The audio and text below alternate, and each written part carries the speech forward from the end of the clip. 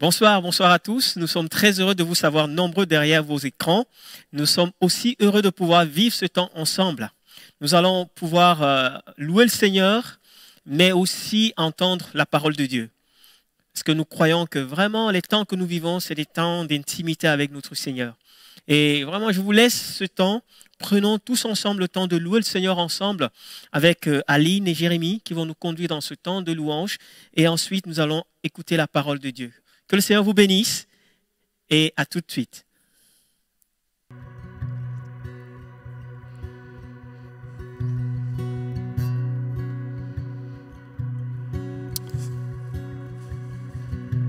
Seigneur, c'est avec joie encore que nous venons dans ta présence,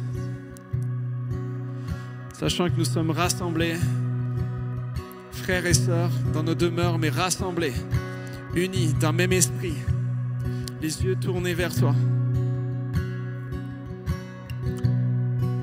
Et c'est une joie et c'est une paix pour notre âme que de savoir cela. Merci pour la beauté de ta présence que nous allons vivre encore ce soir. Merci pour la beauté de ta parole que nous allons entendre encore ce soir. Dieu fidèle, tu es bon en tout temps. Et nous voulons goûter encore ta bonté ce soir. Venons à toi, Dieu, ô roi des rois. Venons à toi, le cœur confiant, mettant tout de côté pour découvrir ta beauté.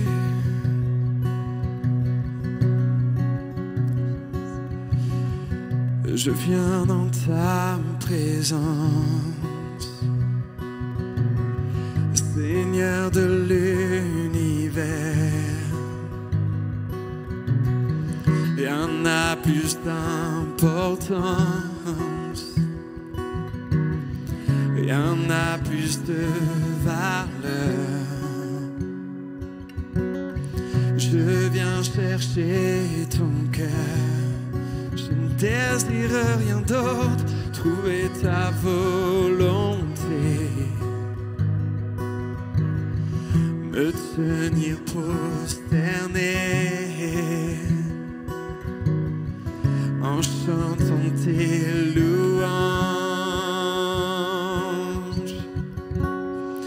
Ton nom est grand, ton nom est saint, ton nom est digne de louange. À toi l'honneur, à toi la gloire, à toi la puissance et la force.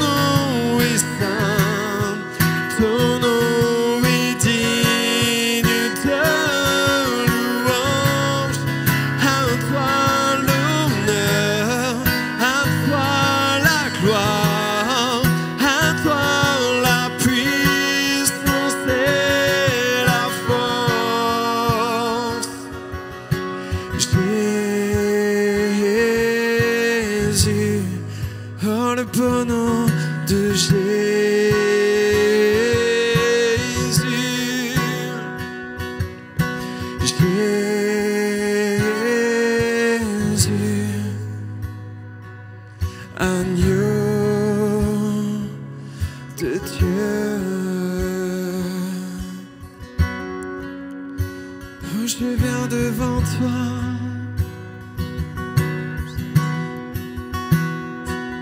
toi le tendre ami,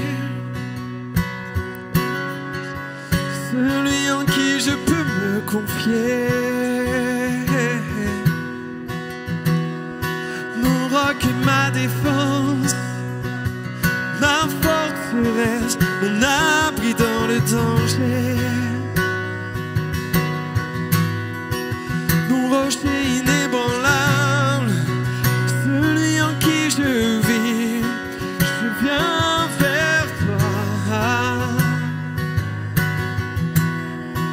Je cours vers toi, je sais que tes bras sont ouverts, non rien n'a plus d'importance.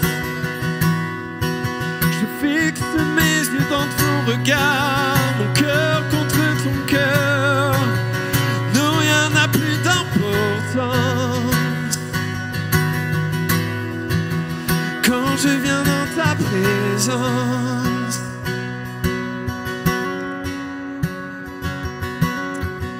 je viens dans ta présence, Seigneur de l'univers.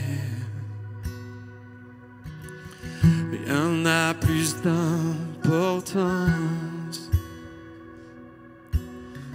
rien n'a plus de valeur. Je viens chercher ton cœur, trouver ta volonté, me tenir prosterné devant toi en chantant tes louanges, ébloui devant toi, éternel,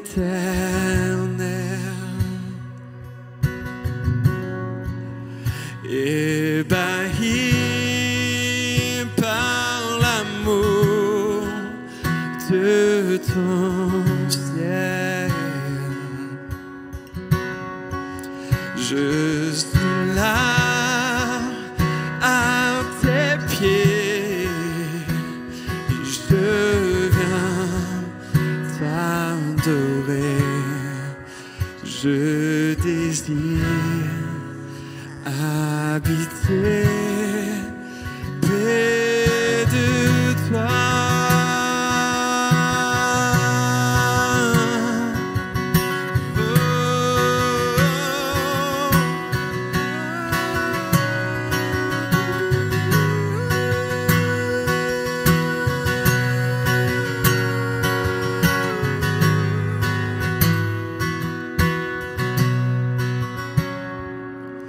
Et je viens vers toi dans le secret, en ta présence, je veux rester. Tu es, tu seras toujours là, oui, tu es là, Seigneur. Tout contre toi, près de ton cœur, je peux entendre ta voix, Seigneur. Tu es, tu seras toujours là, ébloui devant toi, éternel.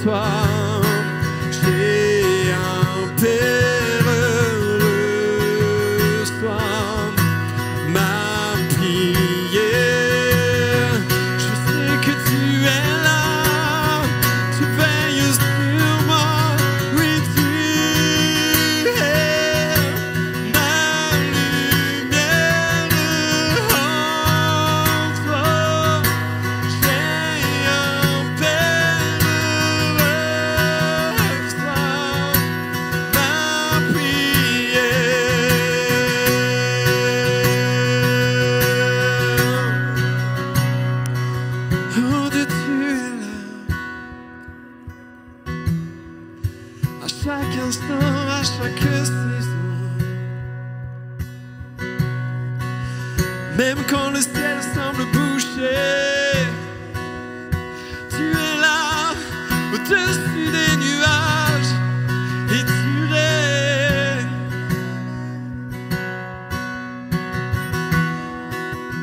Tu étais, tu es et tu seras le Dieu fidèle Yahweh.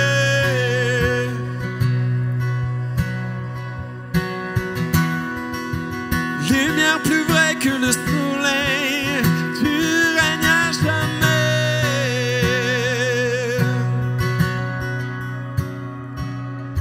Oui, tu es ma lumière.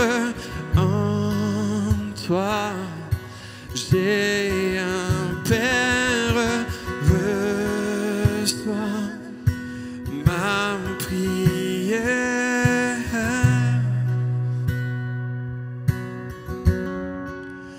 Ébloui devant toi, éternel. Ébahi par l'amour de ton ciel, je suis là à tes pieds. Tu es là, oui, je viens t'adorer et je désire habiter près de toi.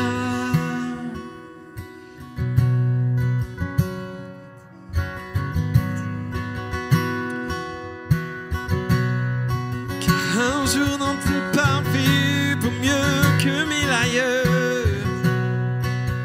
Un jour dans tes parvis vaut mieux que mille ailleurs.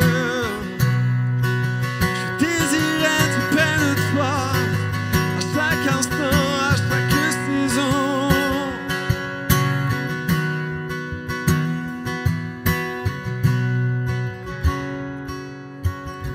habiter près de toi.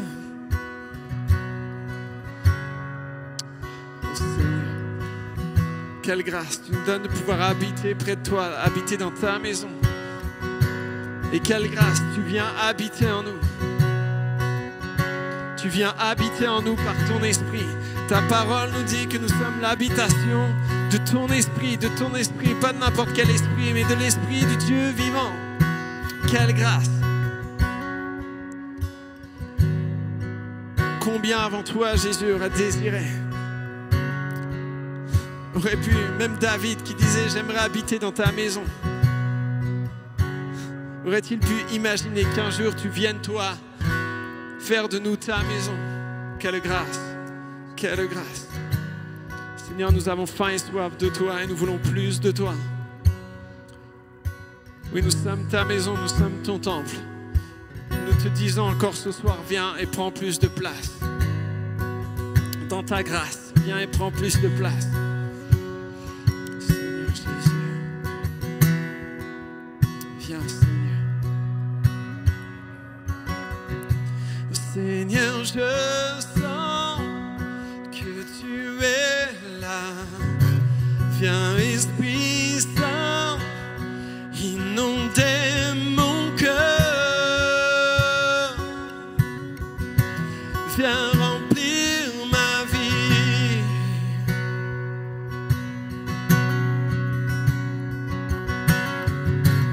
L'amour, la grâce coule sur moi. Seigneur, j'ai soif, soif de ta présence.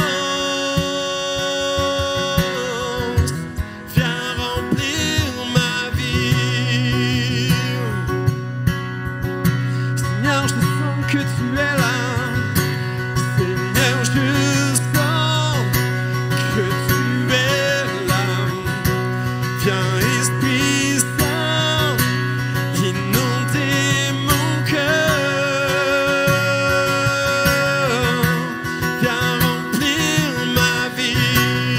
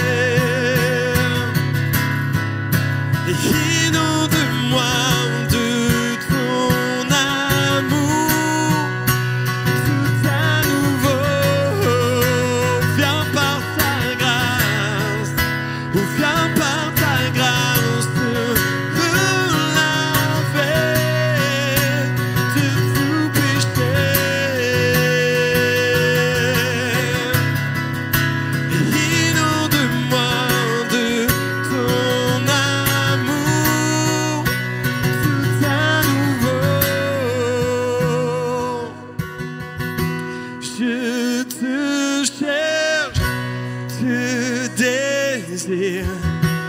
J'ai soif de ta présence. Je te cherche, te désire. J'aime ta présence.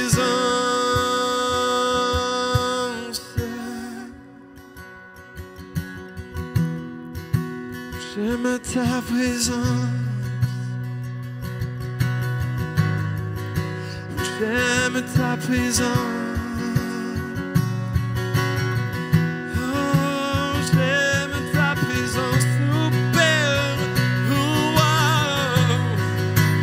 J'aime ta présence. Je suis amoureux de toi. Oh, j'aime ta présence. Oh, j'aime ta présence. Je veux avoir faim et soif d'encore plus de toi, mon roi. Je te cherche, te désire. J'ai soif de ta présence. Je te cherche, te désire. J'aime ta présence.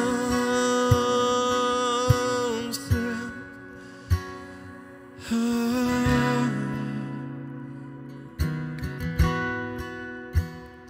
Inonde-moi tout à nouveau. J'aime ta présence et j'ai besoin de toi. Inonde-moi tout à nouveau. Ah, Esprit de Dieu, esprit de vie, inonde-moi tout à nouveau. Oh,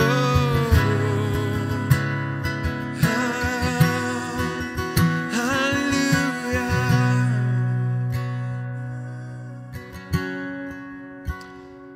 Alléluia.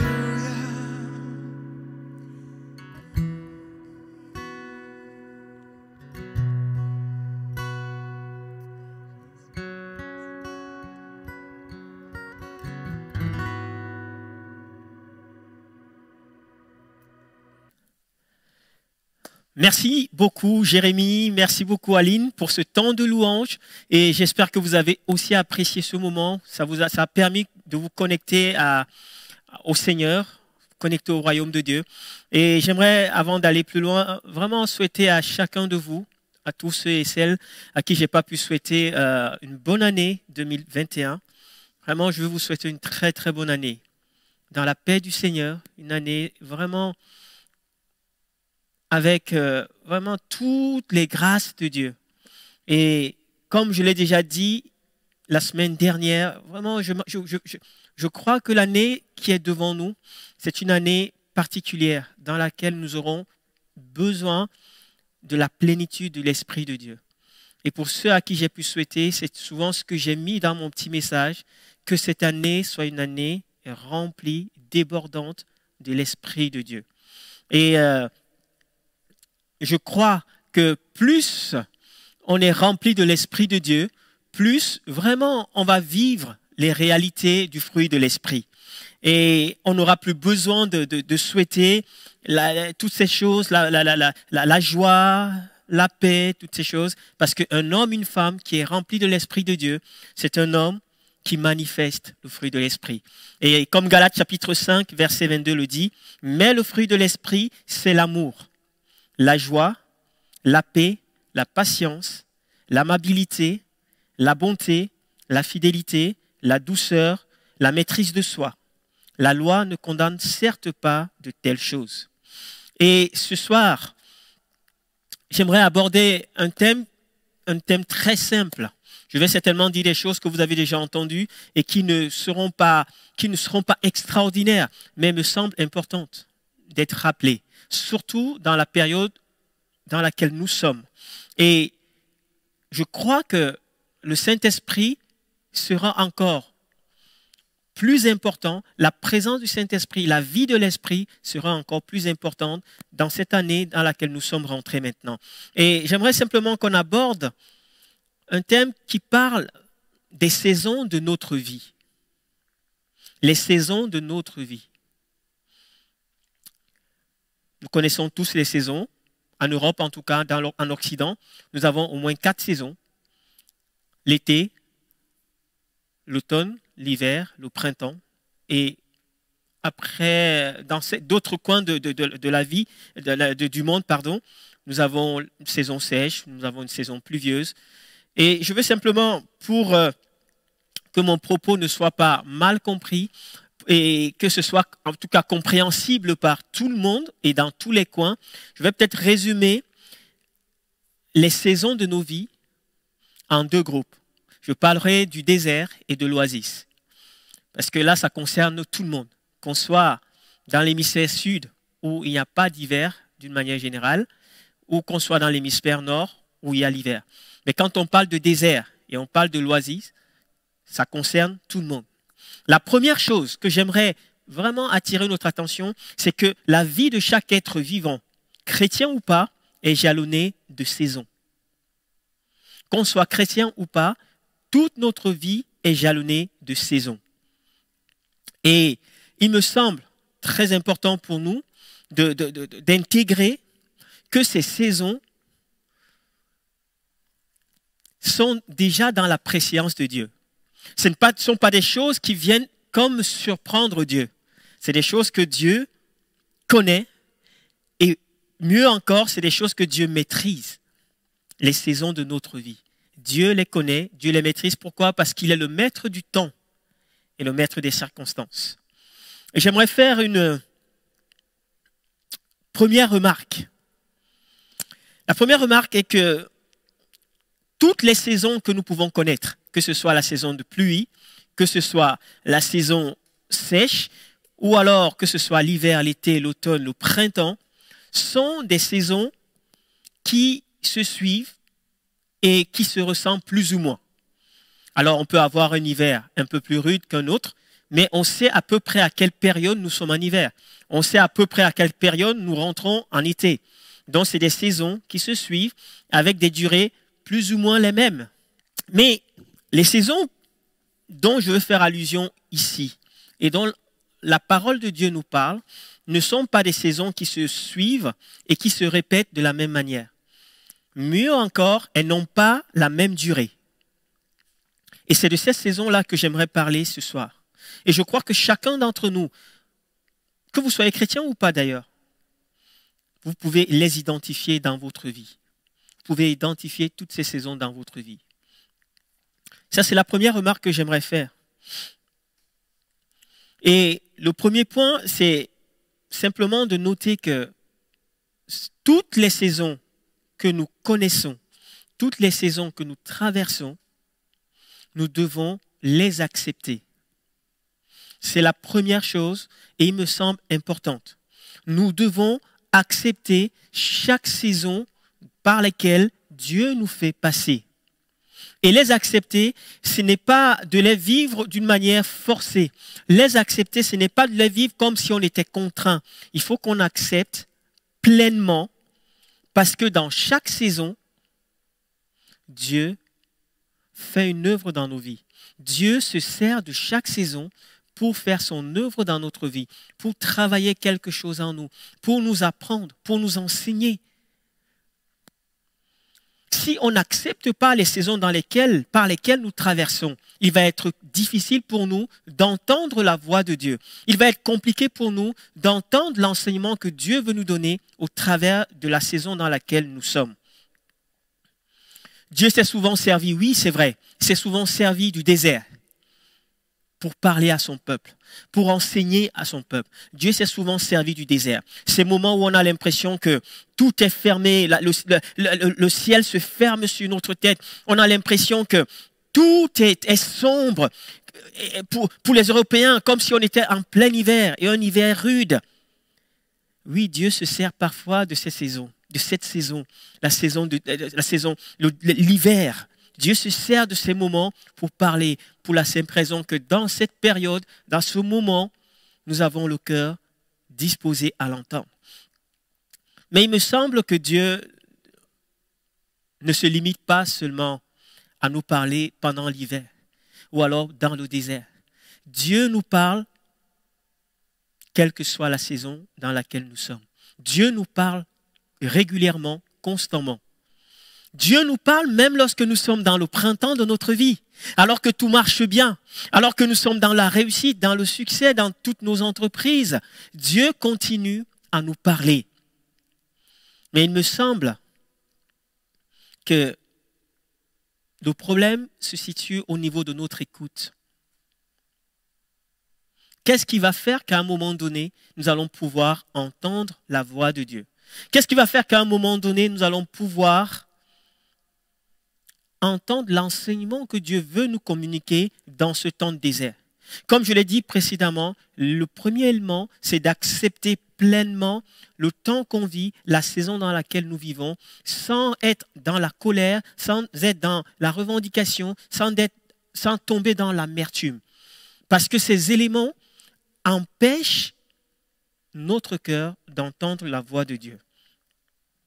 Aussi longtemps que nous allons nous contenter, alors que nous sommes dans ce temps de désert, si nous nous contentons simplement de lire la parole de Dieu comme une obligation ou alors comme un devoir, un bon devoir, on lit la parole de Dieu tous les matins et on dit j'espère qu'à un moment donné, je vais sortir de cette situation. Il sera difficile pour nous d'entendre Dieu nous parler. Ce qui est important pour nous, la Bible dit que la lettre tue, mais c'est l'esprit qui vivifie. L'esprit donne la vie à la lettre qu'on lit. Nous avons besoin de l'Esprit de Dieu, nous avons besoin de l'éclairage, de la lumière du Saint-Esprit pour que cette lumière vienne donner la vie à la parole que nous lisons. Et à ce moment seulement, nous pourrons entendre réellement la voix de Dieu. Nous pourrons entendre les enseignements de Dieu. Nous pourrons bénéficier de ce que Dieu veut nous enseigner dans ce temps de désert. Et c'est vrai aussi lorsque nous vivons les temps de printemps. Dans la vie de tout être humain, nous avons ces temps. On a un moment, nous sommes dans le désert, mais un moment, Dieu nous prend et il nous met dans l'oasis. Il nous prend, nous met dans l'oasis pour qu'on puisse se restaurer, pour qu'on puisse se ressourcer. Et plus tard, il nous reprend de l'oasis pour nous remettre dans le désert, pour nous enseigner et pour qu'on passe à une étape supérieure. Dieu nous parle à travers sa parole. Dieu nous parle d'une manière à travers les circonstances. Dieu nous parle d'une manière ou d'une autre, par des dons spirituels. Mais parfois, nous sommes tellement omnibulés, nous sommes tellement pris dans les situations dans lesquelles nous sommes et qu'on n'arrive même plus à entendre la voix de Dieu, la pensée de Dieu. Et dans la parole de Dieu, nous connaissons un homme qui a étudié la parole de Dieu. Nous croyons que Dieu nous parle premièrement par sa parole. Ça, c'est une certitude. Nous le prêchons depuis un certain temps. Nous croyons que Dieu nous parle premièrement dans sa parole. Et nous voulons encourager, je vous encourage, frères et sœurs, dans ces temps qu'on vit, à nous plonger, à plonger nos regards de plus en plus dans la parole de Dieu. Dieu nous parle au travers de sa parole. Mais pas n'importe comment. Il n'est pas question de faire une lecture simplement suivie. Aujourd'hui, on se contente de très peu. On se contente de la parole pour aujourd'hui. On se contente du verset pour aujourd'hui. On se contente et on est content. On se dit, j'ai fait ma BA, j'ai pu lire la parole de Dieu. Mais je crois que les temps que nous vivons aujourd'hui, c'est les temps où on doit se plonger réellement dans la parole de Dieu. La méditer. Et ensuite, laisser le Saint-Esprit venir mettre son éclairage afin que nous puissions entendre le conseil de Dieu, la pensée de Dieu, l'encouragement de Dieu. Et dans la parole de Dieu, il y a un homme, Saul. Saul, c'était un homme qui avait étudié la loi de Moïse. Il avait pleinement étudié. Et dans Philippiens chapitre 3, à partir du verset 4, la Bible dit ceci. Et pourtant, je pourrais moi aussi placer ma confiance dans ce qui vient de l'homme. Si quelqu'un croit pouvoir se confier en ce qui vient de l'homme, je le puis bien davantage.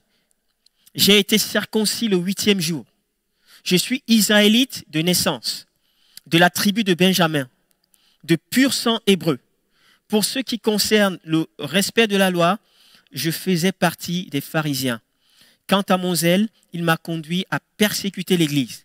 Face aux exigences de la loi, j'étais sans reproche. L'apôtre Paul, c'était un homme sérieux.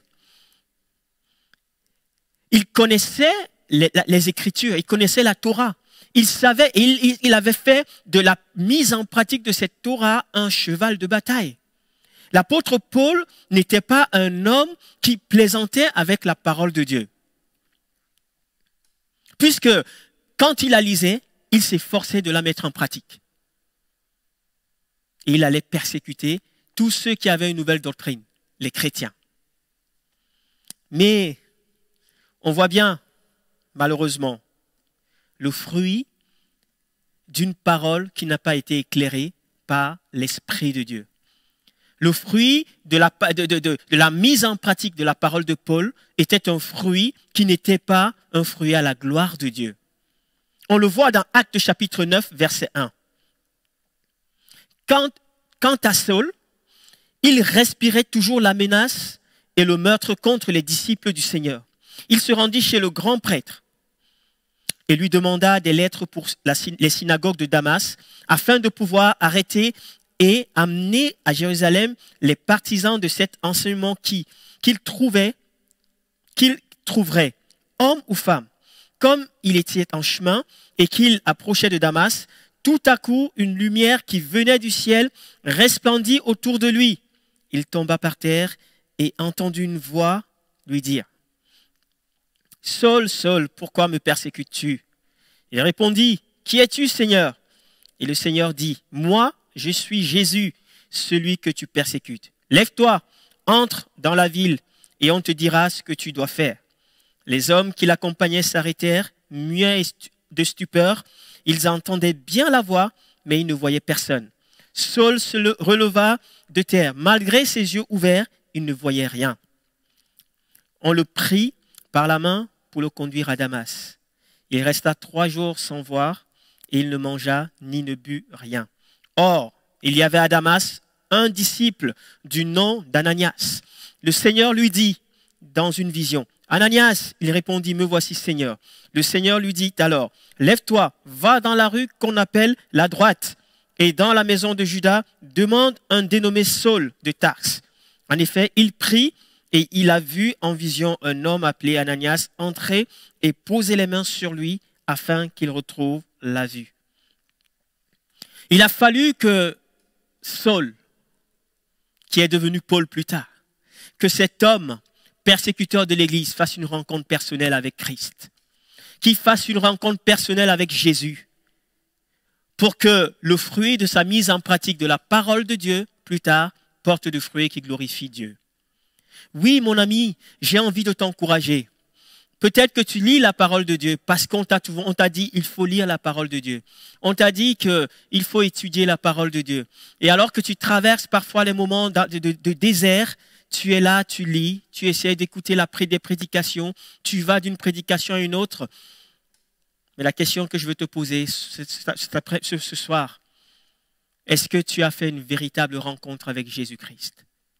Aussi longtemps que Saul n'avait pas fait cette rencontre avec Jésus, le fruit de sa mise en pratique de la parole de Dieu était un fruit qui ne glorifiait pas Dieu. Il a fallu cette rencontre.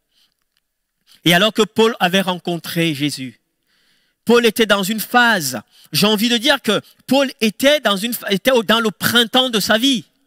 Cet homme était dans le printemps de sa vie. Il avait l'autorité, il avait le pouvoir de vie ou de mort sur les chrétiens. Il pouvait venir arrêter les disciples de Jésus-Christ. Il était au sommet de son ministère, je veux appeler les choses comme ça. Mais même dans le printemps de sa vie, il a fallu que Saul fasse une rencontre avec Jésus pour qu'il puisse entendre et que sa vie, sa destinée change. Nous avons besoin d'une relation, une intimité avec notre Dieu. On a besoin d'une intimité avec Jésus, une rencontre renouvelée avec Jésus. J'ai envie de te dire, mon frère, ma sœur, nous avons besoin de rencontrer Jésus tous les jours. Une rencontre perpétuelle avec notre Seigneur. Et quand on rencontre Jésus, Jésus a déjà prévu la sortie du désert. Jésus a déjà prévu des oasis dans le désert. Alors que Paul rencontrait Jésus, Jésus préparait déjà le cœur d'Ananias. Combien d'enfants de Dieu, nous courons parfois après des choses que nous devons faire pour Dieu. Nous courons après les réalisations des choses qui sont légitimes, mais qui sont même spirituelles. Et alors que Dieu nous dit, j'ai préparé déjà des Ananias pour toi. J'ai préparé des situations pour que tu sortes de ce désert. Mais on n'entend pas parce qu'on est tellement omnubilé par des choses que nous voulons réaliser pour Dieu. Et Dieu, ici, comme pour dire à Paul, tu ne peux rien réaliser qui glorifie le nom de mon Père si tu ne fais pas premièrement une rencontre avec moi. Et la deuxième chose que nous devons comprendre lorsque nous sommes dans une des saisons de notre vie, premièrement, effectivement, j'ai dit, nous devons accepter, pleinement accepter les saisons dans lesquelles Dieu nous fait passer. La deuxième chose, c'est de ne pas réduire le plan de Dieu pour notre vie à une seule saison. Nous ne devons pas réduire le plan global de Dieu à une seule saison que nous traversons. Le plan de Dieu est beaucoup plus grand qu'une seule saison. Et parfois, on fait cette erreur.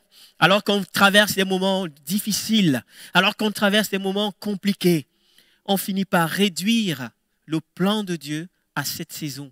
Et on dit, Seigneur, voilà ce que tu as prévu pour moi. Non, mais Dieu veut beaucoup plus encore. Le plan de Dieu est beaucoup plus grand que ce que nous pouvons imaginer. Et en cette nouvelle année, j'aimerais t'encourager que tu rentres dans cette nouvelle année avec cette conscience que ce que tu connais de Dieu n'est rien. J'ai envie de dire, c'est un confetti au milieu de tout ce que Dieu a prévu pour ta vie, ce que Dieu a prévu pour son Église. Ne réduis pas le plan de Dieu à une saison de ta vie. Oui, chers amis, chers frères, chères sœurs, lorsque nous traversons ces moments, j'aimerais faire cette remarque avant d'aller plus loin. Mes amis, ne prenons pas le risque d'enfermer nos frères, nos sœurs dans la saison dans laquelle ils sont. Ce dont ils ont besoin, qu'ils soient dans une saison de désert ou qu'ils soient dans l'oasis, ne prenons pas le risque de les enfermer dans ces saisons. Parfois, lorsque nos frères, nos sœurs traversent des moments difficiles, soyons beaucoup plus sages. Ne les enfermons pas. Ne les enfermons pas avec des discours parfois culpabilisants. Ne les enfermons pas avec des pseudo-discours spirituels. Ils ont juste besoin de notre assistance. Ils ont besoin de nos prières. Ils ont besoin qu'on les porte, qu'on les soutienne. On doit les soutenir, même s'ils sont au fond du trou, dans le désert le plus aride. Ils n'ont pas besoin de nos paroles de jugement. Ils ont besoin simplement qu'on leur tende la main, de la miséricorde. Ils ont besoin de notre compassion. Oui, c'est tellement facile de venir avec des versets bibliques et de leur dire, mais tu vois, la Bible dit ça, la Bible dit ça. Si tu es dans cette situation, c'est la conséquence de ton péché. Si tu vis ces choses, c'est parce que tu n'as pas fait ceci, parce que tu aurais dû faire cela. Peut-être que c'est vrai. Mais là, alors que ton frère ou ta sœur vit des moments comme des moments délicats, qui traversent le désert aride, il a juste besoin que tu viennes souffrir un petit peu avec lui, que je sois compatissant. Oui, venons leur proposer nos prières, notre amour, notre affection. Parce que la Bible dit que toi qui es debout aujourd'hui, fais attention parce que peut-être demain, tu ne le seras plus. Et nous aurons tous besoin les uns des autres. Et Dieu l'a toujours voulu dans son plan parfait, que nous soyons interdépendants les uns avec les autres. La raison pour laquelle je veux t'encourager à ne pas prendre le risque, mon frère, ma sœur, d'enfermer ton frère dans un désert. Et c'est aussi vrai, pour être complet. Mon frère, si tu es dans le désert, je pense que le réflexe normal, c'est de commencer à accuser la société, c'est d'accuser les frères, les sœurs, peut-être les parents qui n'ont pas fait ce qu'il fallait faire, peut-être les enfants qui ne sont pas là. On est toujours à chercher un bouc émissaire. Alors qu'on traverse un désert, on cherche toujours un bouc émissaire. On finit par accuser l'Église. On finit par accuser tous les éléments extérieurs. Mais je veux t'encourager, mon frère, ma sœur, alors que tu es dans le désert, apprends à remercier le Seigneur. Parce que toute chose concourt pour le bien de ceux qui aiment l'Éternel. Les raisons ne sont pas toujours extérieures. Les raisons la faute ne vient pas toujours de l'extérieur. Et ce n'est pas forcément parce que tu as péché. Mais il peut arriver que Dieu veuille faire une œuvre extraordinaire dans ta vie. Et pour cela, il te prend pour un temps, il te met dans le désert. Donc ne sois pas prompte, alors que tu traverses des moments parfois difficiles, des saisons compliquées. Ne sois pas prompte à chercher des boucs émissaires. Oui, c'est important.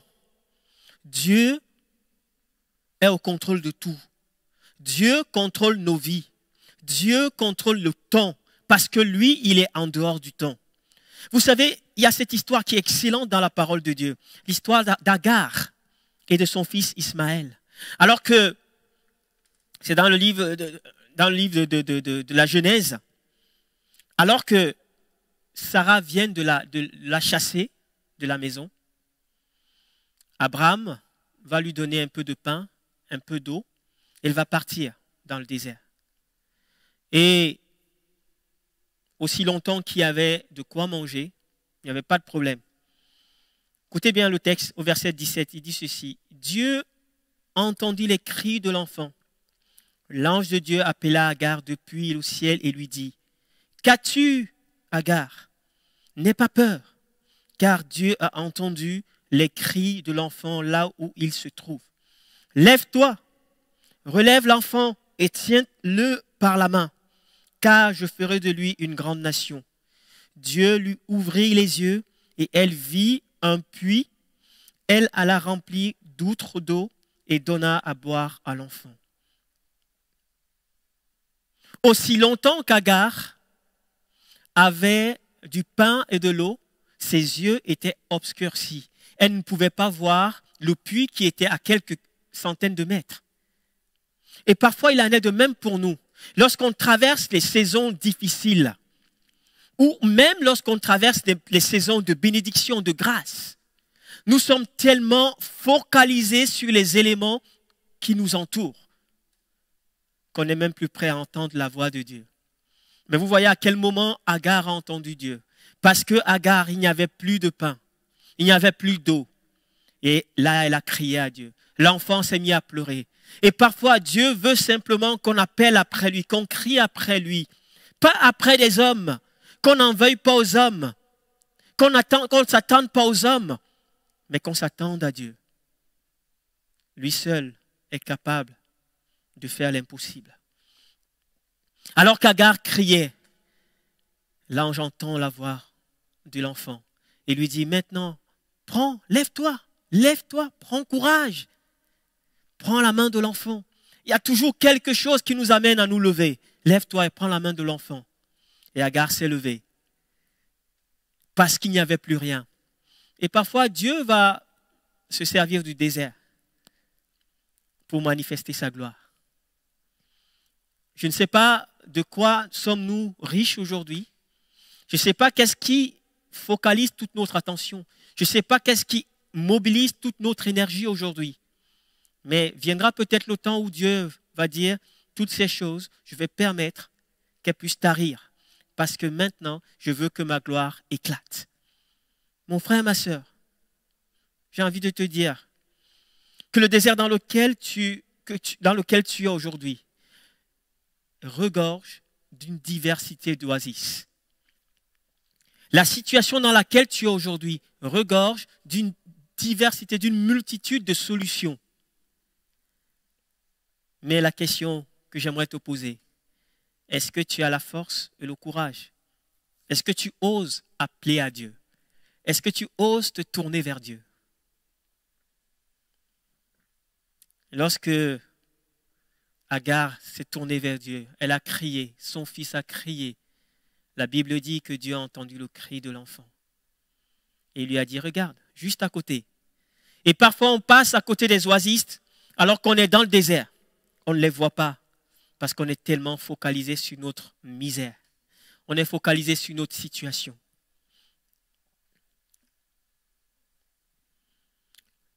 Le troisième élément, alors qu'on est dans ce temps de désert ou dans ce temps d'oasis, on est dans des différentes saisons de notre vie, c'est de tirer le meilleur de la saison que nous traversons tout en entretenant la flamme, quel que soit le prix. Tirer le meilleur de la saison dans laquelle nous passons tout en entretenant la flamme, quel qu'en soit le prix. Il me semble que c'est la chose la plus difficile, la plus compliquée. Oui, mes amis. Et là, quelle que soit la saison dans laquelle nous sommes, même si on vit des temps de grâce, les temps de bénédiction, mon ami, il n'est pas toujours évident que nous tirons le meilleur, c'est-à-dire que le parfait de Dieu dans cette situation. Mais ce qui nous empêche de tirer le meilleur, c'est bien parce qu'on oublie que Dieu se sert de cette situation pour nous communiquer des grâces. Dieu se sert de la saison dans laquelle nous sommes pour nous faire grandir.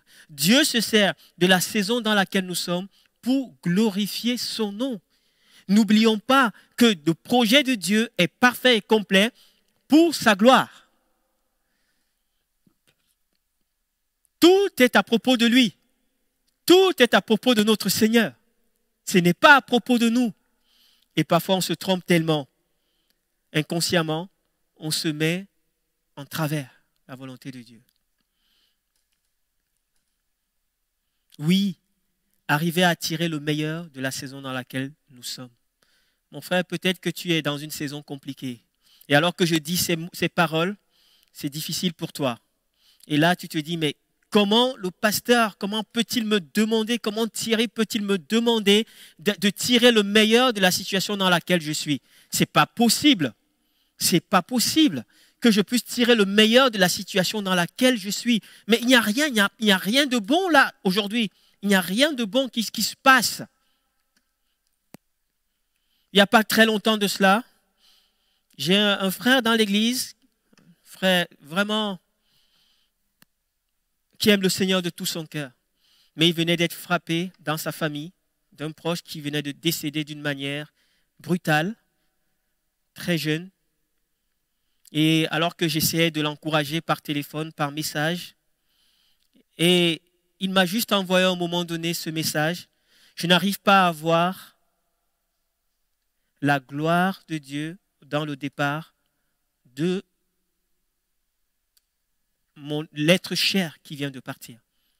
Il me dit, je n'arrive pas à voir. Je ne vois pas la gloire de Dieu dans le départ de l'être que j'aimais et qui était jeune. On ne comprend pas. Je ne parviens pas à voir la gloire de Dieu. Et là, j'avoue que ça m'a renvoyé moi-même à des départs violents au sein de ma propre famille.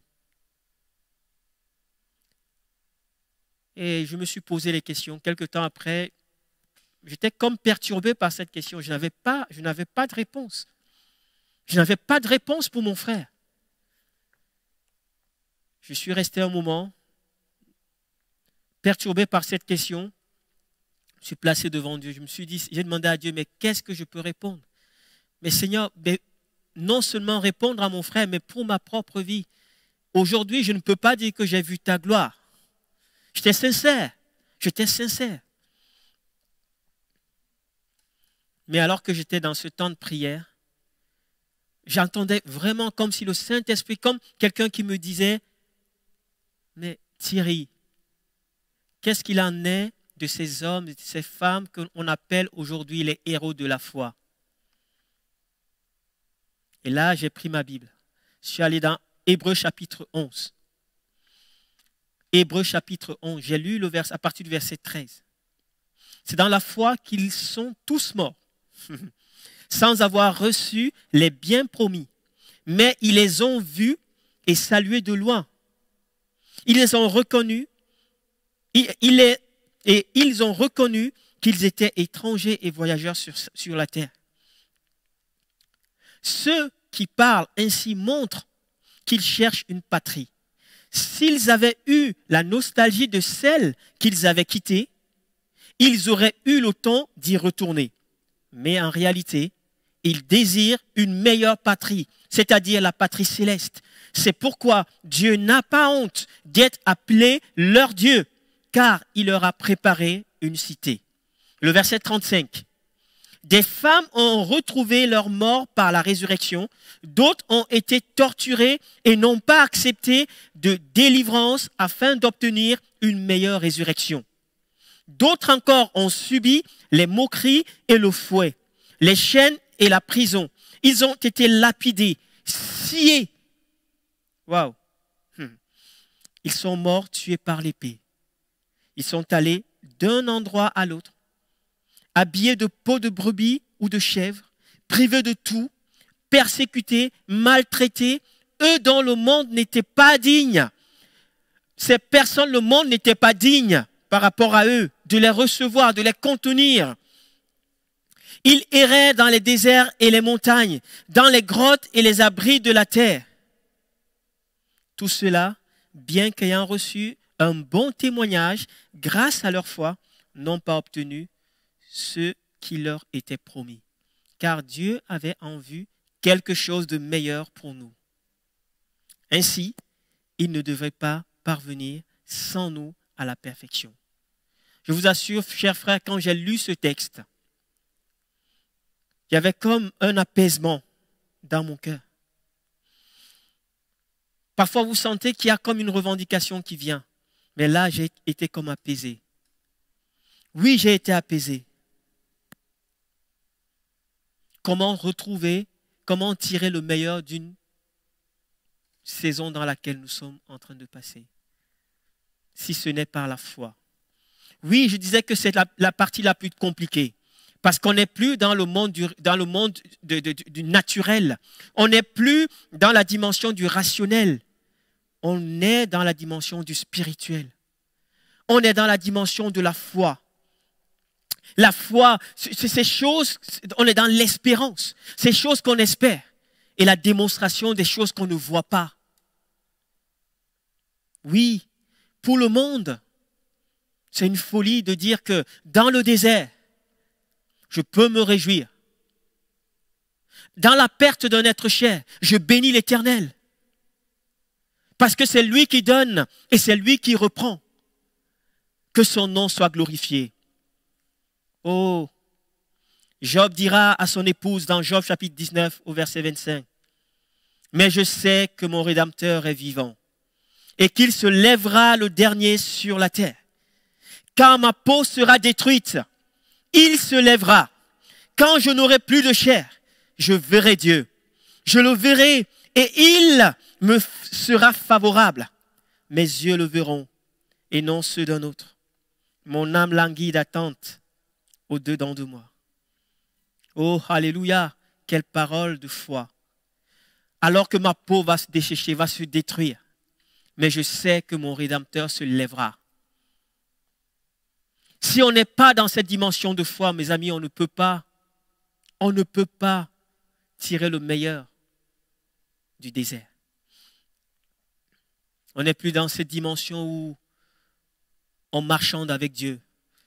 Seigneur, si tu me donnes, je te donnerai. Seigneur, si tu fais ceci, je ferai ceci pour toi.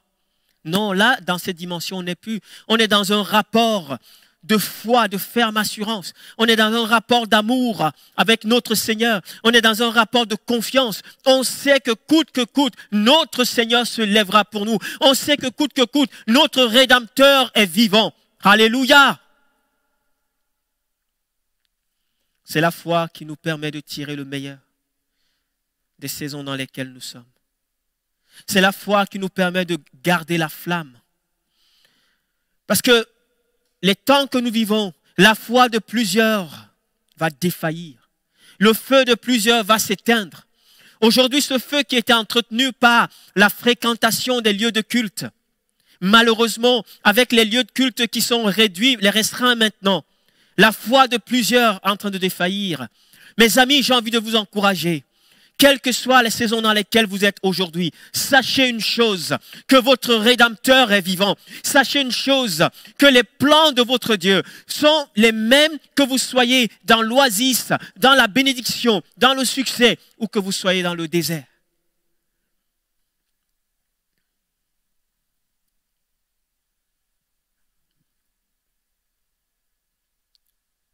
Est-ce que tu es prêt à te lever? Quelle que soit la situation dans laquelle tu es, quelle que soit la saison dans laquelle quelle que soit la saison que tu traverses, est-ce que tu veux te lever maintenant, comme Job, et dire, je sais que mon Rédempteur est vivant. Je sais que mon Rédempteur est vivant. Ce n'est pas simplement une dimension de savoir, mais il y a une dimension de certitude, il y a une dimension de conviction profonde. La conviction a amené Job à résister même à la tentation de son épouse, de l'amener à maudire le Seigneur. Job a dit non, je ne maudirai pas mon Seigneur, parce que même si ma chair se détruit, je sais que mon Rédempteur est vivant. Oui, il viendra les temps, je ne sais pas quand, on pourra plus se rassembler. Je vais t'encourager, profite encore maintenant qu'on peut, même si le nombre est réduit. Profitons de nous retrouver pour passer du temps ensemble, pour s'encourager, pour se ressourcer, pour s'aiguiser les uns les autres. Profitons de ce temps, parce que viendra le temps où peut-être on ne pourra même plus se rassembler. Et tu vas devoir vivre toutes les saisons de ta vie tout seul. N'oubliez pas, dans ces temps compliqués, c'est aussi nos relations fraternelles qui nous font tenir. Ce sont nos relations fraternelles qui nous aident à garder la flamme. Mais par-dessus tout, c'est les temps d'intimité avec le Seigneur. Ces temps, lorsqu'on rentre dans notre chambre, on ferme la porte, on parle à notre Dieu, dans la méditation de la parole de Dieu et dans l'écoute de ce que le Saint-Esprit veut nous dire. Mes amis, je ne suis pas là ce soir pour vous donner des méthodes pour mieux vivre, traverser le désert. Je n'en ai pas. Et je ne suis pas sûr que Dieu nous donne des méthodes. Mais je suis convaincu d'une chose. Tout homme, toute femme qui développe une relation personnelle avec Dieu, Dieu lui révèle son cœur. Dieu révèle son cœur à tout homme, à toute femme qui se met, qui écoute la parole de Dieu, qui lit la parole de Dieu et qui laisse l'Esprit de Dieu venir illuminer cette parole. Et chaque fois qu'on n'a pas laissé l'Esprit de Dieu illuminer la parole de Dieu, mes chers amis, on est systématiquement tombé dans le légalisme. Le légaliste, c'est cet homme qui va te citer une succession de versets bibliques, mais qui t'amèneront toujours dans la condamnation, qui t'amèneront dans la culpabilité. Notre Dieu n'a rien à faire avec les légalistes. Saul de Tarse était un légaliste. Mais lorsqu'il a fait la rencontre avec Jésus, il est devenu un homme rempli de grâce. À la fin de sa vie, alors que lui-même était en train de supplier Dieu, il lui disait, Seigneur, puisses-tu m'ôter cette écharde qui a sur ma vie? Jésus lui disait, ma grâce te suffit. Ma grâce te suffit. Cet homme qui a utilisé à un moment les Écritures pour détruire, après sa rencontre avec Jésus-Christ, le Sauveur, Jésus-Christ, le Roi, le Seigneur des Seigneurs, sa vie a complètement basculé. Et cet homme, qui était le meneur d'hommes, qui amenait les gens là où il voulait, la première chose que Jésus lui dit, tu vas à Damas, et là, quelqu'un d'autre, les gens vont te conduire. Les gens vont te dire ce que tu dois faire. C'est ce que l'Esprit de Dieu fait dans la vie de chaque chrétien, chaque enfant de Dieu. Je veux nous encourager vraiment à aspirer à vivre les réalités, l'intimité avec le Saint-Esprit. Mon frère, ma sœur, si tu n'es pas encore baptisé dans le Saint-Esprit, ce n'est pas le thème de ce soir, mais je sens dans mon cœur de vous encourager. Si tu n'as pas encore fait l'expérience du baptême dans le Saint-Esprit, je veux t'encourager à rechercher, à aspirer. Et je crois que le Seigneur est bon. Il veut que tu sois débordant. Un homme qui est rempli de l'Esprit de Dieu, c'est un homme qui a le salut. Mais un homme qui est baptisé, qui est débordant, qui est revêtu de l'Esprit de Dieu, c'est un homme qui influence son entourage. Que le Seigneur nous aide. Vraiment, que le Seigneur nous aide réellement à vivre cette communion avec l'Esprit de Dieu. Et c'est le Saint-Esprit qui va nous aider, premièrement, à accepter les saisons par lesquelles Dieu nous fait passer. C'est le Saint-Esprit qui va nous aider à tirer le meilleur de ces saisons. Et le Saint-Esprit va nous aider, effectivement, à garder la flamme, à ne pas être des hommes et des femmes tièdes, mais à rester bouillants, zélés pour le Seigneur. Que le Seigneur vous bénisse et que quelles que soient les saisons dans lesquelles vous êtes, n'oubliez pas, rappelez-vous que Dieu est là. Il suffit juste de croire que la saison dans laquelle il nous fait passer, c'est pour nous enseigner, c'est pour nous encourager, c'est pour nous édifier. Tout ceci pour que son nom soit glorifié. Et je crois que chaque fois qu'on va sortir d'une saison pour entrer dans une autre, on sortira grandi. Que le Seigneur vous bénisse. Et je vous donne rendez-vous dimanche prochain, dont on aura un culte, comme d'habitude, sur notre chaîne YouTube de la CVN à 10h. Mais on a commencé les cultes maintenant le dimanche après-midi à partir de 16h. Donc, inscrivez-vous. Ce n'est plus réservé uniquement aux personnes qui n'avaient pas accès. On ouvre à tous aux 45 premiers inscrits. Vous serez bien accueillis. Et à partir vers la moitié du mois de janvier, on va reprendre les cultes en présentiel tout en respectant les mesures de distanciation pour qu'on puisse bien vivre les choses ensemble. Donc n'oubliez pas, inscrivez-vous déjà dès ce soir pour le culte de dimanche à 16h. Que le Seigneur vous bénisse.